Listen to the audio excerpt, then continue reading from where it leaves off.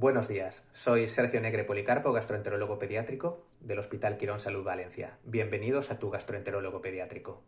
Hoy vamos a hablar acerca de las pruebas de provocación en la alergia alimentaria. Una vez hemos evidenciado la mejoría con una dieta de eliminación diagnóstica, debemos llevar a cabo una prueba de provocación oral, estandarizada bajo supervisión médica. El objetivo es alcanzar el diagnóstico definitivo de alergia alimentaria, es decir, identificar el alimento causante de síntomas, valorar aquellos alimentos a los cuales está sensibilizado el paciente pero no presenta síntomas y que podrían diversificar la dieta, así como valorar la posibilidad de dermatitis atópica asociada a alergia alimentaria, determinar si un alimento ha producido una reacción aguda, cuando la IgE específica es negativa, es decir, los anticuerpos no aparecen, en aquellos casos en que estos anticuerpos no son relevantes, como es el caso de la enterocolitis, así como determinar el umbral a partir del cual aparecen los síntomas. O determinar si se ha alcanzado la tolerancia. Será parcial en el caso de dosis incompletas o total en el caso de una dosis completa. El momento de realizar una prueba depende de cada situación clínica, es decir, hay que individualizar. En caso de reacciones graves, generalizadas, como en el FPI agudo, se pueden demorar hasta un año, y en el caso de formas mediadas por IgE, es decir, por anticuerpos que tengan una clínica objetiva inmediata, se esperará a que estos anticuerpos se negativicen para poder hacer la prueba. En cualquier caso, hay que esperar a que se haya producido la remisión completa de estos síntomas previos, lo que puede oscilar entre días a semanas. Y determinar el periodo de latencia mediante la historia clínica ayuda mucho a determinar el momento de aparición posible. Es decir, si previamente aparecían los síntomas a la semana, pues deberemos esperar una semana o más para ver si aparecen estos síntomas. Antes de la prueba hay que tener en cuenta que se tienen que suspender los antihistamínicos al menos 3 días antes. Los antileucotrienos al menos 24 horas antes, los betados estimulantes y los inhibidores TH2, los corticoides orales, en este caso 14 días, y el cromoglicato durante 2 días. El test más específico y de referencia es lo que llamamos provocación controlada a doble ciego. Pero esta es una prueba muy compleja y que tiene un elevado coste, por lo que habitualmente se emplea lo que se llama una provocación abierta como paso inicial, especialmente en caso de que haya baja probabilidad de reacción. En esta prueba, tanto el médico como el paciente conocen el alimento empleado en la provocación, a diferencia de las pruebas doble ciego, en que ni uno ni el otro lo conocen. Pero esto no suele influir en pacientes en edad preescolar. Como alternativa, se puede realizar la provocación ciego simple, en la cual el médico conoce lo que se está administrando, pero no el paciente, ya que este contenido se enmascara, se oculta, de forma que no se sabe si se está tomando un placebo o se está tomando el alimento que desencadena los síntomas. Si tras 2 semanas de reintroducción aproximadamente no reaparecen los síntomas, se suele descartar la alergia. En caso de que aparezcan síntomas pero con dudas, especialmente en casos de eczema, de dermatitis, de erupción moderada grave, se recomienda la realización de este ensayo doble ciego para evitar que haya un sesgo y que podamos estar induciendo nosotros ese resultado. Esta prueba no es necesaria en caso de síntomas objetivos con la provocación abierta, como puede ser el vómito, por ejemplo. Durante el primer año la provocación se realizará con una fórmula para lactantes basada en leche de vaca en caso de que sospechemos una intolerancia a la proteína de la vaca.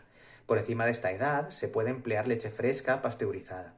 Y en niños con edad superior a los 3 años se realizará con leche sin lactosa para evitar falsos positivos en caso de que exista malabsorción. La dosis inicial debe ser inferior a la dosis capaz de producir reacción, obviamente, y se va aumentando poco a poco hasta alcanzar aproximadamente unos 100 mililitros. En el caso de reacciones retardadas, se utilizan dosis de 1 mililitro, 3 mililitros, 10, 30 y 100 mililitros con intervalos de 30 minutos. Suele ser una buena opción. En caso de posibles reacciones graves, se inicia con volúmenes mínimos de 0,1, 0,3, 1, 3, 10, 30 y 100, con intervalos de 30 minutos.